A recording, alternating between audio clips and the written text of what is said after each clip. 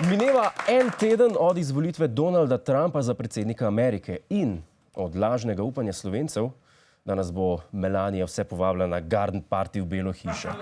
Grlak! Upam, da ste že spakirali res vsi skupaj in da že čakate na Brniku avion. Ker res grem stav, da Melania sam še čaka, da pride v Belo hišo in da nas vse povab na druženje. Sem prepričan, da je to. Pa dajmo narediti kratek update, začnimo kar z Belo hišo samo. Trump ne bi se še odločal, če se bo v Belo hišo sploh preselil. Prav ste slišali, ja? Trump bi želel ostati v svojem Trump Towerju v New Yorku. Bela hiša bo zdaj na Airbnb. Moraš profil narediti, ne? Zdaj pa jaz ga razumem. Stanovanje na Manhattanu meri 10.000 kvadratov, Bela hiša pa pol manj.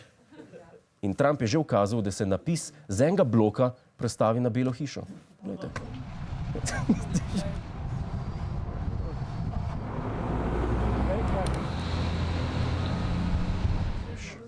Neka se zna. No, Trump je ta teden Belo hišo in temnopoltega možakarja, ki ga bo januarja vrgel iz nje, že obiskal in lahko rečemo, da je bilo srečanje kanček nerodno. Well, thank you very much, President Obama. This was a meeting that was going to last for maybe 10 or 15 minutes, and we were just going to get to know each other. We had never met each other. Tukaj zelo dobro vidimo nadaljevanje Trumpovega zavedanja od prejšnjega tedna. Moj bog, kaj sem jaz naredil? Vse sem se hecal samo. Kaj takrat, ko se po brutalnih 3 dneh pijančevanja zaveš, da si se zaročil sestrično. Kar vprašajte koga v Mengšu ali pa v Drežnici.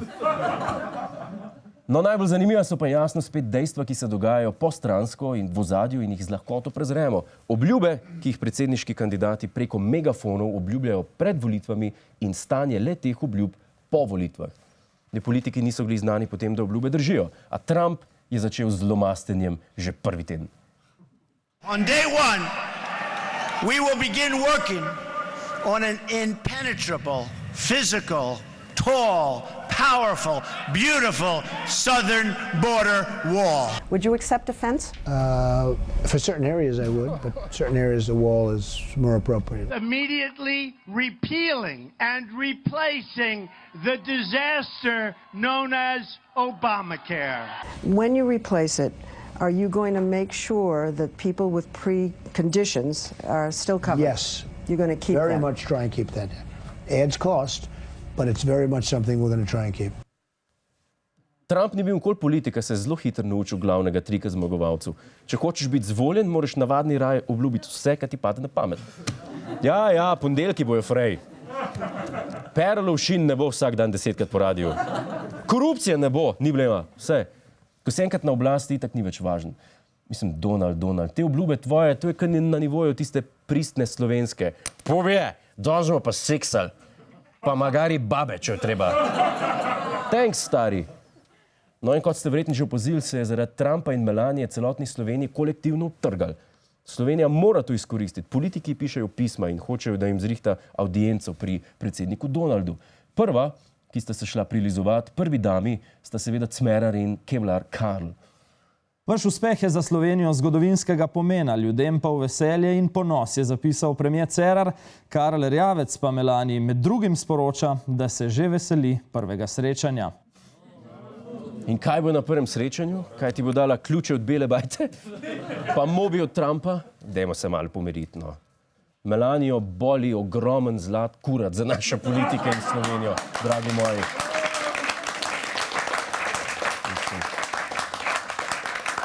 Zdaj, starešina slovenske diplomacije si je izumil celo taktiko, s katero bomo Melanijo osvojili. To je dobra iztočnica tudi za politiko, tudi za diplomacijo. Jaz bi rekel, da je potrebno organizirati neko šarm ofenzivo.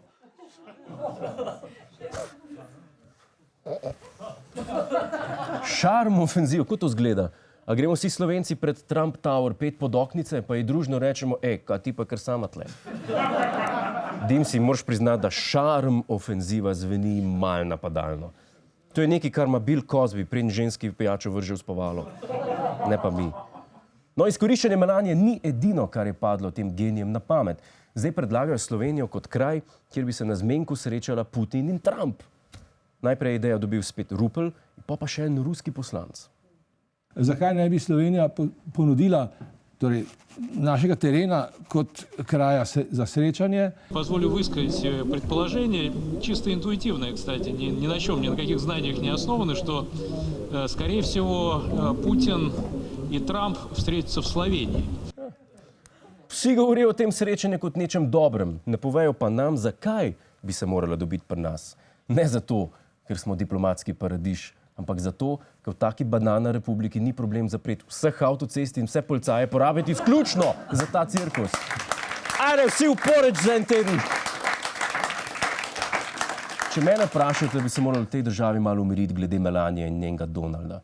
Radi pozabimo, da je to človek, ki bi rad izgnal 1% Američanov. Da bi dovolil Rusiji, da vkoraka v Evropo, ki je tehnično gledano spolni napadalec. In ki ima očitno premajhne roke, da bi bil lahko predsednik. Ampak Slovenka je v beli bajti. Jej, sploh pa. Dajmo se malo pomiriti s tem zgražanjem. Cel svet, kaj so Američani naredili, norca so zvolili za predsednika. Ko smo pa mi naredili 2012? Hvala za ogled, ne pozabi pa tudi na Ta teden z Juretom Godlerjem ob četrtkih ob 22:40 na Planetu.